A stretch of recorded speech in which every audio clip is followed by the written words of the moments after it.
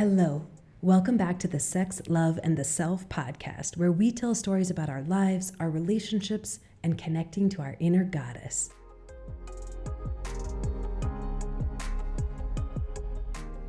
More than a decade ago, I bought a fabulous dress. A long hemp cotton blend, just a shade off white, with open shoulders and a modestly plunging neckline. Or at least it would have been modestly plunging for someone. I love that dress. Love. It's cut in a way that I think flatters my body, the material is sturdy enough to take the abuse I inadvertently put on everything I own, and it's made from hemp. My little hippie heart celebrates every time I put it on. And every time I put it on, I wander around my closet with the top half of it laying over at the waist, searching for the perfect thing to wear under the dress. I think it's safe to guess that I've purchased at least 5 different bras to wear with this particular garment, none of them quite right. Because no matter how itty-bitty, a little of the lace edging shows. I've tried numerous other solutions. Stick-on nipple covers that never stay where they're supposed to and also kind of show through the material. A regular bra and tank top combo, which works but ruins the look of the dress. A strapless bra and bandeau style, which produces 2 little pooches of flesh that press out above the bras. Like I said, nothing really works. Because that modestly plunging neckline I told you about isn't particularly modest on my body. I mean, it covers all the important bits, almost exactly the way a swimsuit would, honestly. But even though I desperately want to wear it with one of those cute little bras, despite the peeping lace, it feels like I'm showing too much skin. It's just a little too close to areola territory. The thing that bothers me so much about all of this, well, of course, that I feel like I can't wear my favorite dress, but the really big thing that bothers me about it is that I don't actually feel that way. I love the way I look in that dress. I love the way I feel in that dress. And I don't really give a shit if the edging of my bra shows. What I've realized after decades of donning this beauty, assessing myself and loving what I see, then taking the thing off and wearing something else, is that I can't quite get over the fact that I think people will think I'm showing too much skin. Ridiculous, I know. First of all, it's fucking skin. Yes, it happens to be on my breast, but it's not nipple or lips of the vagina. It's skin. Secondly, why should I care if they think I'm showing too much skin? Relatively speaking, I'd be showing a lot less than if I were wearing a knee-length skirt and tank top. Furthermore, the dress was clearly designed to be worn without a bra. So if I could feel okay going around without a bra, all of this would be a non-issue. But it is an issue because I don't feel that way. And whether it's my social programming or not, I just can't quite shake it. In general, I know I have a personal style that some might consider strange. I'm totally okay with that. In fact, I take a sense of pride in being able to own that reality about myself and walk out of my apartment feeling like I look good whether or not anyone else agrees. But there's something about the sexualization of women's bodies and our ability to own that reality without being asked to cover up that I can't quite internalize. Cerebrally, I know that I genuinely don't give a shit what others think about the way I'm dressed. That I, quote, can literally wear whatever I want. But when it brushes up on sexual empowerment, I feel a veil of shame. Like maybe it will come off as though I'm asking to be sexualized. I don't want there to be anything wrong with that. I want us to feel so confident in our sexuality that we could walk around in a bikini with fishnet stockings and tassels swinging from our nipples if we wanted to. We deserve to feel sexy. We are sexy. I walk out of my house feeling beautiful in jeans and a crop top on a regular basis. I have skirts and dresses that move over my body in a way that feels positively lovely. I can even feel downright sexy in yoga pants and an oversized sweatshirt. But there's something about the obviousness of the kind of sexy that I feel in that dress that seems like it's too much. It feels like I'm being judged, which normally wouldn't bother me, but being judged as someone looking for sexual attention, it just doesn't quite sit right. I know it isn't really even my judgment of myself because I will celebrate the shit out of anyone that feels beautiful in their clothing, no matter their gender or the style of dress. Suggesting that this particular judgment is actually something dictated to me by society or my family or whatever. But I've never let that stop me before. It feels like the only real difference here is that the image of a woman's breast skin has been so heavily sexualized, it seems like I have an inherent shame in letting it see the light of day. Look, of course I realize that for many women much more blessed than I, wearing a bra is a non-negotiable. It really is a matter of logistics. Running or even walking can be wildly uncomfortable with 2 cantaloupes swinging from your chest. I, as I mentioned, do not have that problem. And honestly, it would be such a delight to not feel obligated to wear a bra, to leave behind the underwire, the pinching, the expense, because we can't buy just one. No, we have to buy like 5. Strapless, backless, push-up, non-push-up, plunging, sport. One summer, I just decided, fuck it. I'm a grown-ass woman with a normal human chest, and my clothes technically cover me, and none of my cute summer dresses are designed to be worn with any kind of normal bra. Screw the patriarchy. Free the breast. I made it a personal challenge to go without a bra, and it was a struggle. Whether everyone was actually staring at my chest or whether I imagined it is almost irrelevant because my self-consciousness was crippling. I found myself leaning forward to kind of hide my nipples under the edge of the table in the coffee shop, or awkwardly trying to look natural with my arms crossed over my chest and hands resting on my shoulders. I found myself almost exclusively wearing black because it felt like my always hard nipples were less obvious. The experiment did not go well. And it just happened to coincide with a time in which my father needed me to help out at his office. I shouldn't have done it, I know. Not because I, quote, should wear a bra, but rather because my father built his business himself, and it's a professional office with a conservative clientele, and I knew that.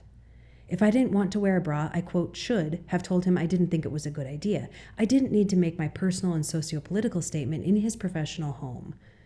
But I did. And he talked to me about it at the end of the day because, of course, he had to. Honey, please wear a bra when you come into work for me, he asked with perfect calm and complete respect. I nodded in embarrassment and humility. He continued, I mean, what if someone sees you? I nodded again, walked out of his office as quickly as I could, and felt fury boiling up inside of me. What if someone sees me? You mean, what if someone sees that I have nipples? Through my black shirt. But if my breasts were, quote, appropriately contained, pushed up and mounding above the plunging neckline of a business suit, that wouldn't be a problem. I mean, he's my dad, so he probably wouldn't have liked that version much either, but he also probably wouldn't have said anything about it, because his clients wouldn't have been made uncomfortable. It's totally appropriate for a woman to flaunt her sexuality in a professional setting if it's done in a way that is at least thinly veiled with propriety. Arguably, that sexy-ass business suit worn with the push-up bra is no different than my bikini top dress. Essentially, we're showing the same amount of skin on the same part of our bodies. But the business suit version suggests that this poor, overly well-endowed woman did her best to squeeze her massive cleavage into a business suit, and we can all agree to respect that. Same with the women running in the park every morning. It isn't their fault that their nipples protrude through the fabric of the sports bra. And men? Well, if they decide to work out shirtless in the park, that's completely appropriate. If they're walking on the beach with their own breasts jiggling, well, we have to accept that, because they aren't trying to be sexy. But wear a sundress that lets the edge of the bra show? Or lets the nipples show through the fabric? Unacceptable. Again, and as always, I want to acknowledge that I'm aware that all kinds of people that identify in all kinds of gendered and non-gendered roles suffer with these issues. But for ease of narration, and because I am, in fact, a woman, I'm sticking to the heteronormative version here. A century ago, it was believed, or at least assumed by a large portion of the population, that men couldn't control their sexual urges. I can completely understand where that perception came from, of course. But rather than start by teaching men how to control themselves, they started by telling women we have to adjust our manner of dress. Though how they reconciled some of those cleavage-leveraging bodices, I have no idea. Either way, men's ability to manage their hormones and associated urges was made to be our problem, though of course it isn't. In fact, perhaps if we'd started by teaching them how to feel and control their emotions, our leaders would not have plunged entire countries into war. But I digress.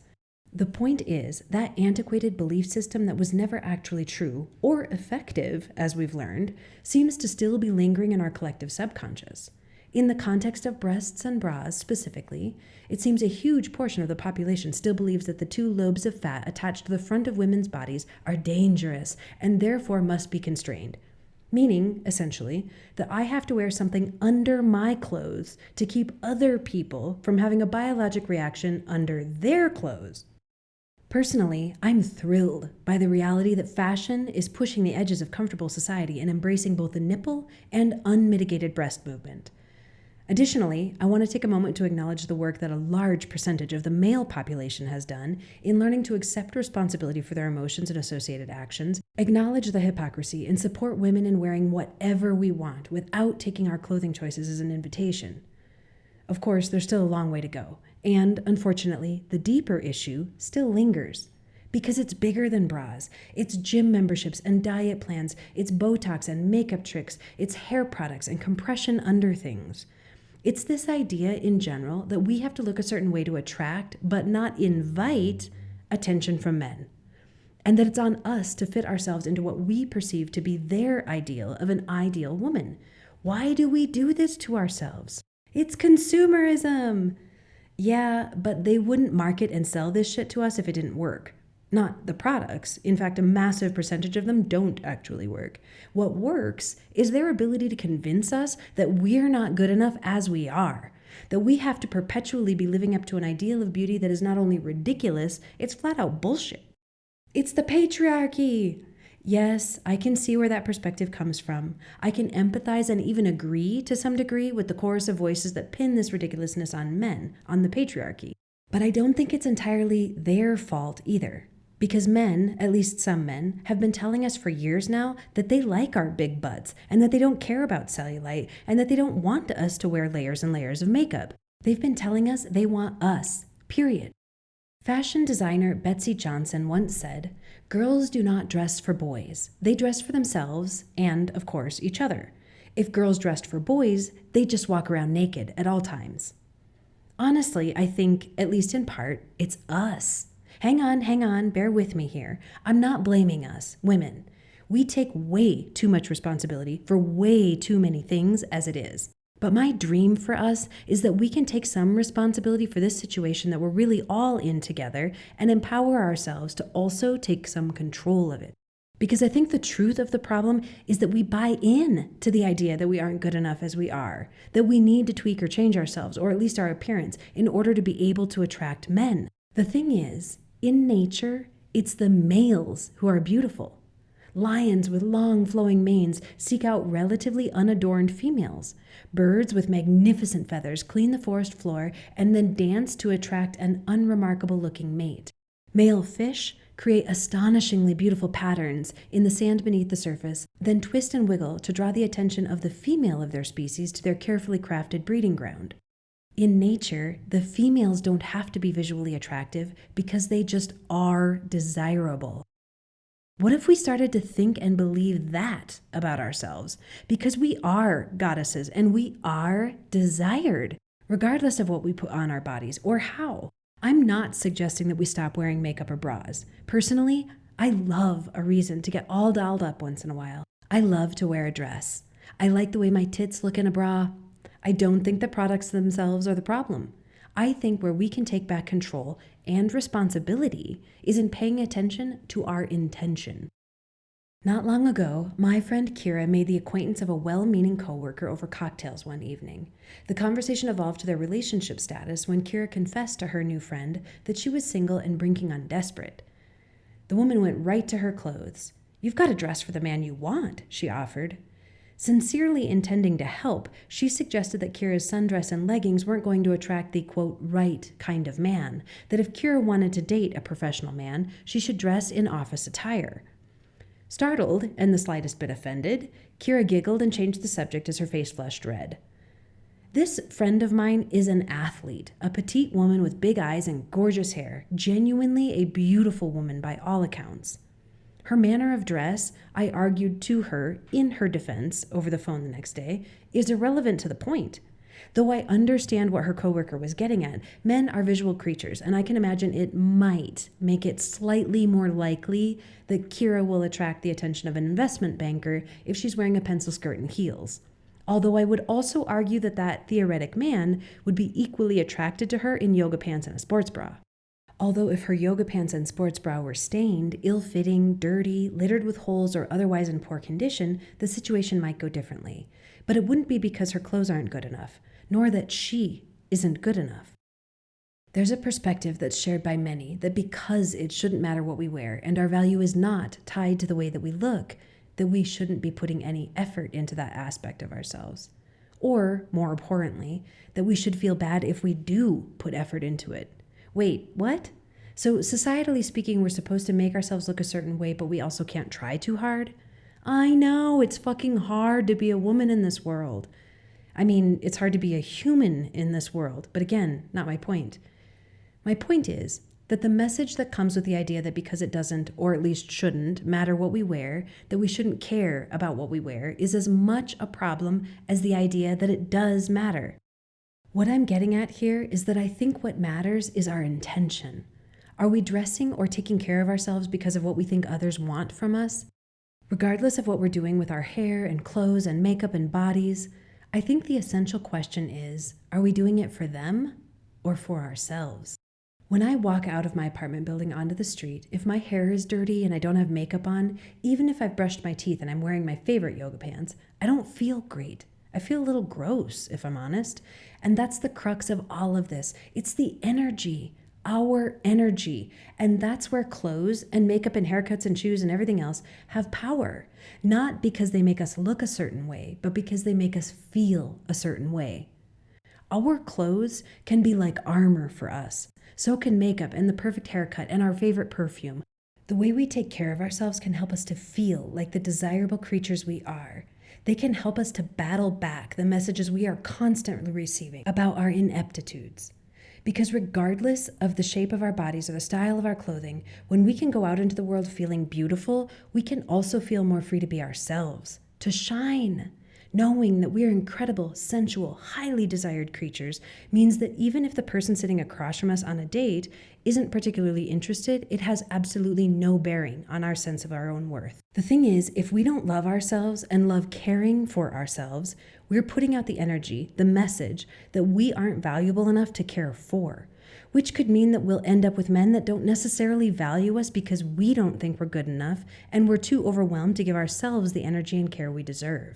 I think we would be well served to take a page from nature's playbook and just own our inherent attractiveness. Adopt a perspective of just knowing that we're incredible, complex, beautiful, unique, fascinating creatures that absolutely deserve our care and attention. But not to make ourselves look a certain way, rather to feel a certain way. It's time to shift our focus to what nurtures our energy.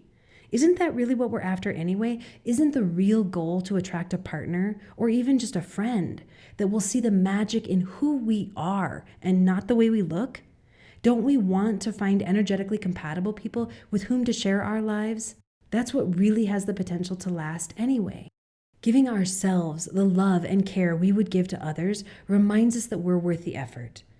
Whether that effort is just a shower or full-on hair and makeup and acrylic nails and a dress that makes us feel like the goddesses we are, what I hope we can all learn to do is create a way that we want to feel. Focus on our energy and what efforts and things enhance that energy. The way we feel about ourselves, our love of ourselves. I hope we can all learn to love the way we feel in our bodies. For me, I'm going to challenge myself to wear that magic dress, even if the bra shows. I might even wear it without a bra someday. I want to take ownership of my energy and love the way I feel in that dress out in the world, without a tank top under it or a sweater over the top.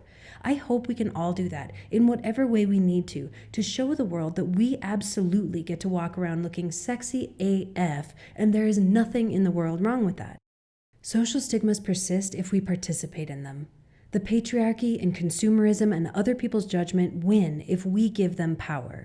But if we begin to shift the focus to caring for and nurturing our energetic selves, we can take that power back and remind ourselves that we just are gorgeous goddess creatures that get to do whatever we want or need to feel that truth.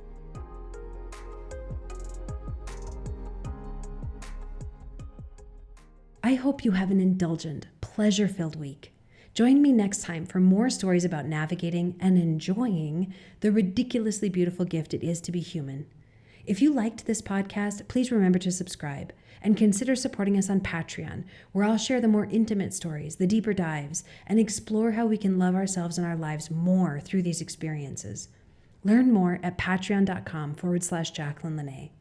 And if you'd like to create more pleasure and self-love in your own life, check out the books, workshops, and personal support programs offered on my website at authorjacquelineLanae.com.